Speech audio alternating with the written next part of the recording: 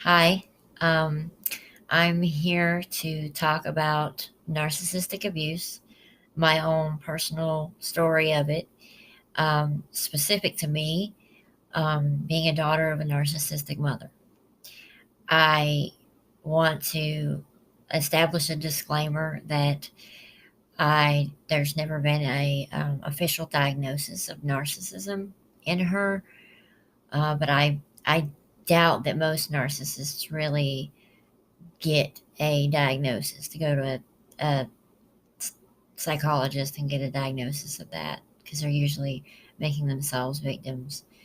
And but I have my husband here with me because he's one of the only people that I know that's actually, um, well, besides my father, that's actually witnessed the narcissism in my mother, the worst side of her, for himself. We've been together for almost 12 years, and he's actually seen her in action at her rawest form.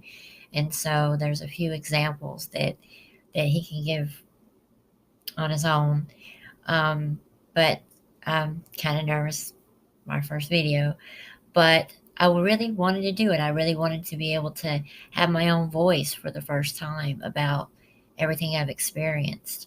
I have never got to do that. And I was talking to my husband this morning about this, and I just started feeling like I should make a video and tell my story. So that's what I'm doing.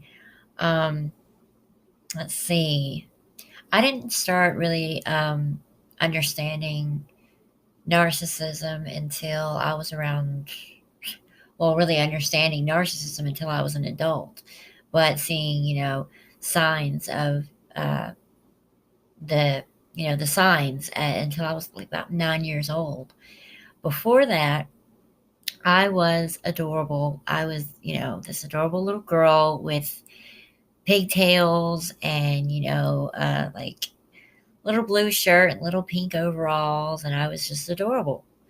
And I had this large family on my mother's side that they all adored me, and it was kind of thing that you think that you're going to have this family all your life, because there's so many aunts and uncles and then cousins and things like that. So I felt like I would have a lot of family all my life. And now it's really gotten to, my family is the family I've made.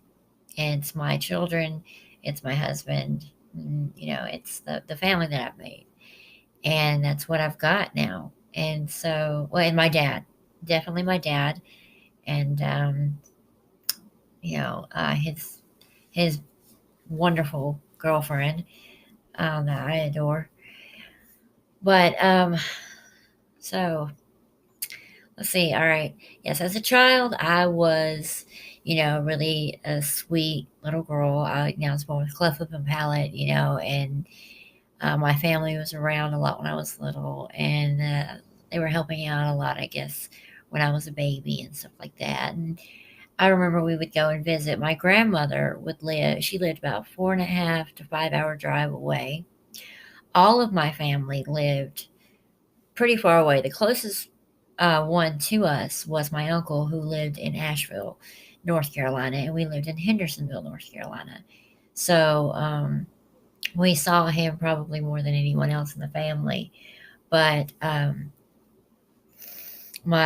the rest of my family was all spread out from Charlotte, North Carolina, to a little town called St. Paul's, North Carolina, and just that worked really well for her. The What happened basically, when I was 6 years old, my older sister, my half sister, mother's daughter from a previous marriage, uh, moved out. She left from home. Big long story. I'm not going into it. That's a story of its own. But anyways, that's not what this is about. Um, but that happened when I was 6, and then I didn't really start to notice anything strange or anything. I mean, I was 6, but it wasn't until I was about 9 years old that strange things, my mother started to behave strangely in just ways that just didn't make any sense to me. And examples of that would be stuff like, she would be on the phone with, say, my Uncle Johnny, and they would be talking about my Uncle Ronnie. Yeah. And and then my mother, they would be talking about him, and then my mother would hang up with Johnny, and then she would call Ronnie and then tell Ronnie everything that Johnny said and leave out anything that she said. And, she basically did this among the entire family, really, save for maybe my three aunts that had a different mother than her. They've always been close. So, the whole divide and conquer thing really didn't work with them, but it did in other ways with other people like me. So um, I went from being the most adored little thing that happened to the family until my younger cousins were born, to being a monster, to my family believing that I was just a monster, probably a sociopath or narcissist myself. And that's what they had started to believe about me over the years. And it started right around 9. And the thing is that now there's so much that I know about narcissism. And it's crazy because at that age, you just don't know. You don't know what you're dealing with. You don't know why this person's acting this way or saying this or that, or, things just don't make sense. They're not adding up. And what's going on? I mean, I used to be your everything, and now I can't do anything right, except these bursts of sweetness that you go through that usually follows after my dad is mad at me, and that was a whole divide and conquer thing right there itself. But I thought that I would always have my family because I had a big family on my mother's side that I knew and visited once or twice a year at least, and I just thought it would always be that way, but it wasn't. And a lot of people who've been through this can tell you the same thing pretty much happens. Because you notice that a lot with narcissists, that the victims had pretty much the same stories, and the narcissists pretty much do the same things. It's pretty sad, actually. But I really believe that the reason that this started to show up for me around the age of 9 is because I remember hearing my mom on the phone talking to my family members, different family members, and she'd be in the kitchen, the landline, really, difficult not to hear her, and I would hear her telling different stories, to different people, and she wanted to be everybody's favorite. It was very important to her to be everybody's favorite. Mostly her mother. She wanted to be her mother's favorite. That was a big deal. I heard it all the time as a child, how she was the favorite of all of the children. And yeah, and there's a lot of crazy stories I can tell you about that, but not this video. Um, I guess, let's see. So when I actually confronted my mother around the age of 9 about, why did you do that? Like one day she was on the phone doing that, and it was the first time that I'd said something. And I said, well, why do you do that? Like why did you do that? Why did you just tell him that he said this and you didn't say what you said? Or, I thought you felt that way about them.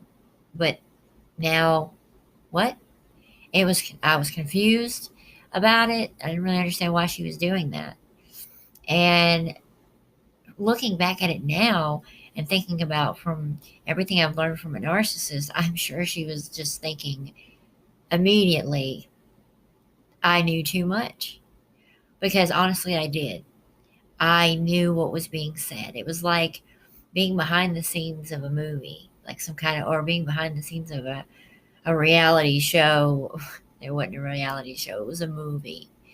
Um, I've always said that everybody got like a painting of my mother, because you can make a painting anything you want it to be, while myself and my father would get the Polaroid. Well, the Polaroid comes right out of the camera and you can't alter it or anything. So I've always used that metaphor that everybody else would get the painting, but we would get the Polaroid.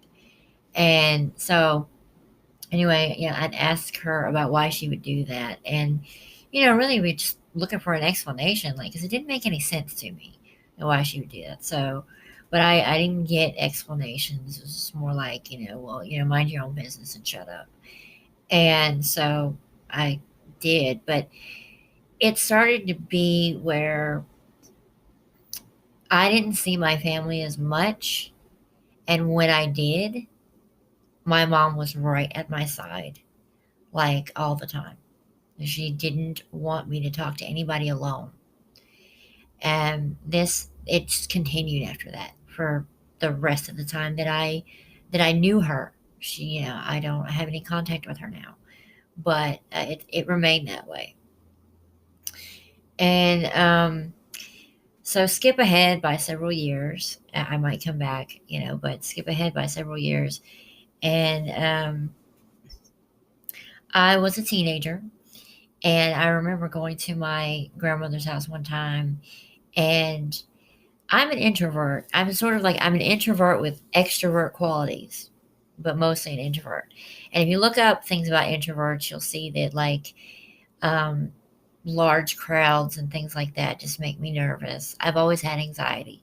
I've always had panic attacks, anxiety, and things like that. So I get pretty nervous around a whole lot of people. And whenever we would go to family reunions or just any family function or whatever, at my grandmother's and everybody would be there, I would kind of retreat to my grandma's room, and I'd watch TV in there alone usually.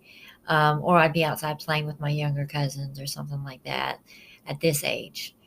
And I was a teenager, and my mom came in the room where I was. The whole family was in the house. And my mom came in the room where I was and started just baiting me. I've always said that she always knew exactly which buttons to push because she made them. I was her daughter. She was all I knew. My parents and mostly her. So, um, but yeah, she started just baiting me. Like saying things, pushing my buttons, and saying things that were just making me mad. Things that weren't true. Things that were twisted. And I mean, I was like, why? you know, and she just kept going and going, and but she was talking really low, really menacingly and low. And then as soon as I went to say something, I was mad. I was really mad at this point. And she closed the door to go out, and of course, I was at this point, I was so mad that I opened the door and I followed her through the house, arguing my point. And yeah, talking back.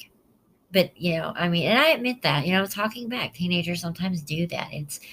But having a narcissistic mother, I think more teenagers do that than just the average, if they had. But even, the average teenager with a really good mother sometimes will argue with their mothers and stuff, talk back and things like that. Not exactly proud of it, but I do understand. I was very baited and into this argument. So she walks through the entire house where my whole family is. People are in the living room. She goes through there first. I'm arguing my point. Everybody's seeing this, and I'm just so caught up in what she said to me that I'm not thinking about that. I'm not seeing any of that. But I've never been one to, want to hide anything anyway. Like, so whatever was going on, I was saying how I felt. And then she walked through the kitchen where some more family was, and she was walking there just like, gosh, like, I'm so embarrassed, and I don't know what to do. This whole victim mentality. And then once it hit me, and I'm looking around and I'm like, so I left. I went back in the room, and I had started to kind of put together. By this point in my life, I'd started kind of putting together these things that she was doing. And um, so I was like, what, did she just do that on purpose so that everybody would see that? And she did, because you research narcissists and you realize that a lot of them, like, really are highly intelligent people who have these plans.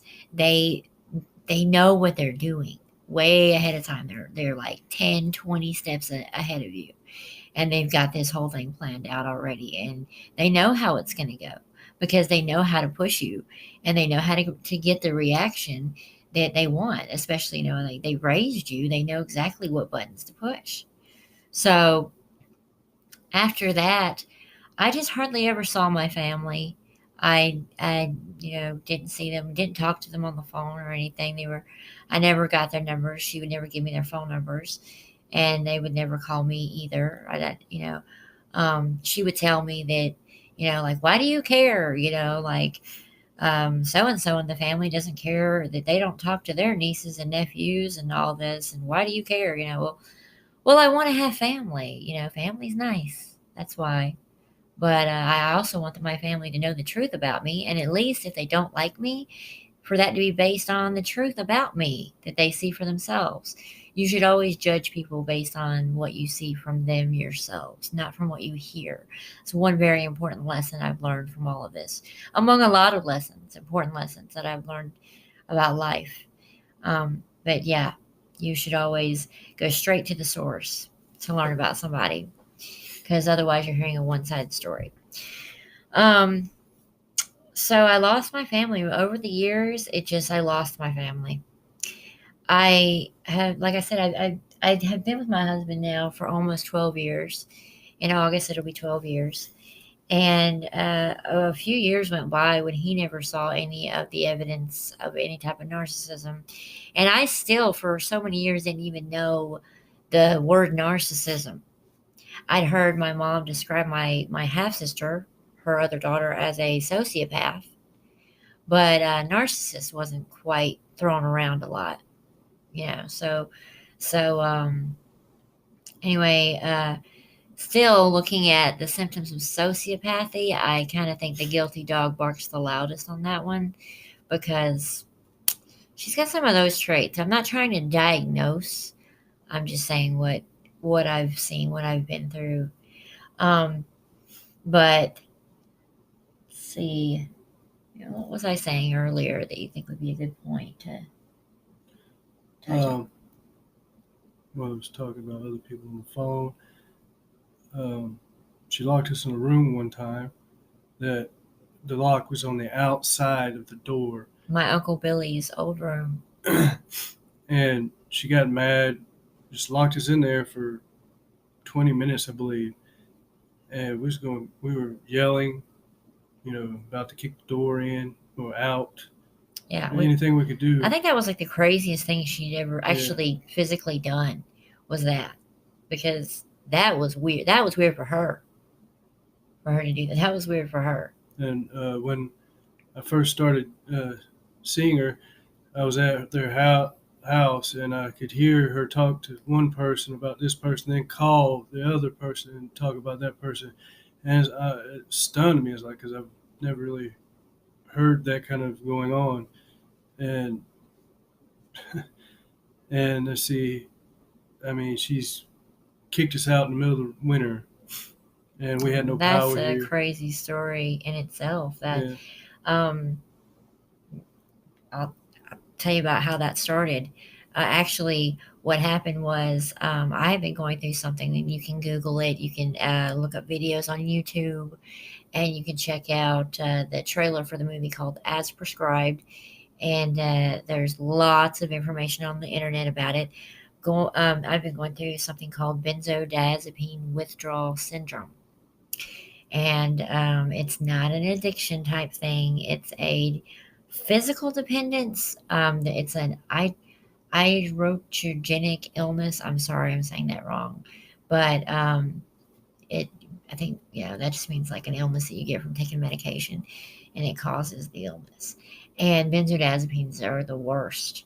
And so I've been going through that, and I was starting to have I was tapering down from my benzo, and I started to have really, really horrific symptoms.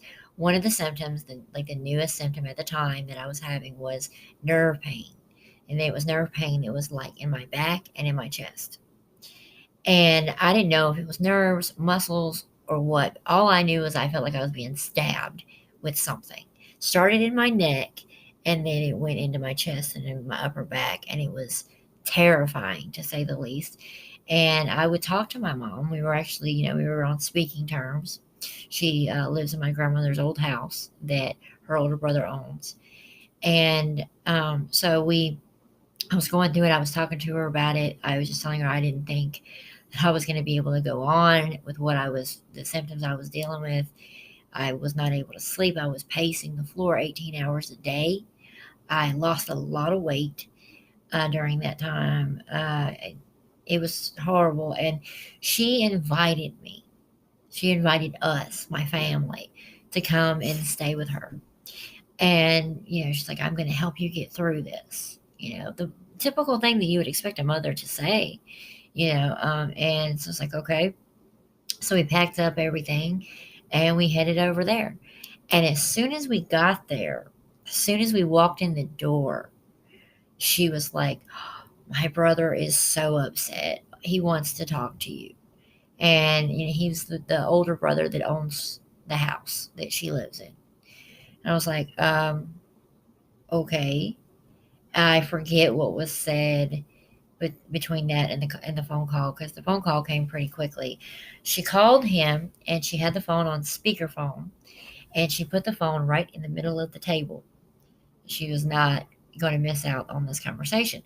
And the conversation started out pretty pretty good. It started out, it was fine.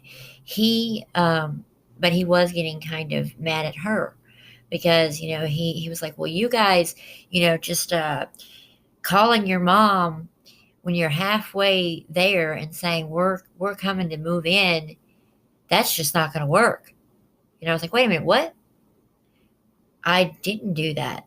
She invited us to come and stay with her, saying that she was going to help me.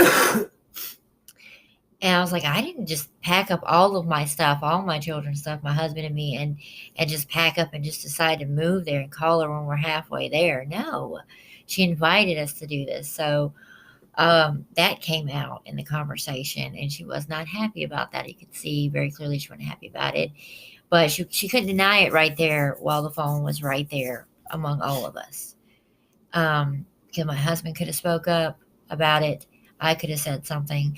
The conversation between me and him continued on with him explaining that he was thinking about trying to sell the house, and he really didn't want to have a lot of people there, especially small children, because, any kind of damages or anything that might happen, he would have to take care of and stuff like that. And I really did understand what he was saying.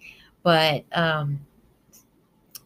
let's see. Then it wasn't long before she ended up getting the phone and going off in her room and closing the door. And me and my husband were just sitting in the living room, just kind of looking at the TV and, you know, um, getting our kids to bed and stuff. And she comes out of the room and she says, he was so upset talking to you. And he said he just not ever want to talk to you again. And you made him feel like he's going to throw up, like his nerves are all torn up. And I was like, really? Because I was being really understanding. He gave us a timeline of how long we could be there. As the conversation had went on, he went from like, you can stay the weekend to, well, you can stay a week, you know, things like that. And I was understanding, like, okay, well, we'll do that. And it was going really great, except, he was getting frustrated with some of the things that were coming out about her. This is what she had been avoiding for years, why I couldn't be close to my family for years. And so, she was like, I don't know. And I was like, well, how did that happen? Well, why did you tell him that? That we just called you. And she's like, well, I couldn't tell him that I was going to do this because he would freak out. I knew he was going to do this, and you're my daughter, and I have to help you. And it's like, well, you still have to be honest with, somebody. Somebody could have came and stayed with me or something. I don't know. Or just nothing would be better than coming all the way down here. Just felt like we were in trouble. And so, but that was just, like one thing. And then during the time we were there, my husband really got to witness some of the insanity that was going on. If you want Yeah. to talk about Um, anything. well, one time was me and her was sitting in the living room, well, kitchen at the table, and talking about something. I forget what we're talking about, but she was trying to get me mad at her Yeah. and take her mom's side, and I wouldn't do it. I just got up and walked off, and she tried that few times. Uh, so I guess we get mad at each other, and one of us will leave or something. I'm not sure. And about her son, saying awful things about him, and was She not said that true. she said she our son had went to school. He had started school down there. Um, he went to school on like the first day of school, and said that he was hungry, and he was looking for a snack or whatever to get a snack, and they said, don't you have any food at home? And he was like, no, they didn't give me any breakfast, but he did have breakfast. Mhm. But the school had a social worker come out and checked things out, and everything did check out fine. The social worker was even really sweet and said that, like her son was about the same age as ours, and how they would eat dinner before going to her sister's house, so that her son wasn't hungry, but he would still get there and say he was hungry because his aunt would give him something, some snacks or whatever. So she said kids are like that, and that was pretty much case closed on that. But whenever that was over, we went back in the house, and it was just a relief that that was over, because social services showing up is that's scary. It's not fun, and we knew that there was something wrong, but still, it's not fun to talk to these people. They're just doing their job, but it was a good conversation I had with this lady, and then I went back in the house. I went to lay down in my mom's room with her, and I was in pain and was laying there. And she said, "The next time a social worker comes to my house because of him, I'm going to tell them to take him." Yeah. And I was like, "What?" And I explained to her, I was like, "Mom, no, calm down. Listen, this is what happened." And I explained to her, that her son, the woman's son, had done the same thing, and she understood, and kids will be kids type thing. And she was just like, "No, I know a sociopath when I see one." And I jumped up from that bed. This was my son. He was 6 years old at the time. I jumped out of that bed and tore out of that room, and just was like, my hands in my hair. My husband just sitting on the couch gets up like, "What?" And I was like, she just called Trey a sociopath. At 6 years old, she just called him a sociopath. And she comes in the room, and do you remember what she was saying? Something about how she can spot the traits of sociopath in his age, and he's got it. He's not going to get any better, and all he's going to do is ruin our lives and stuff like that. It was a bunch of bullshit. God. Yeah.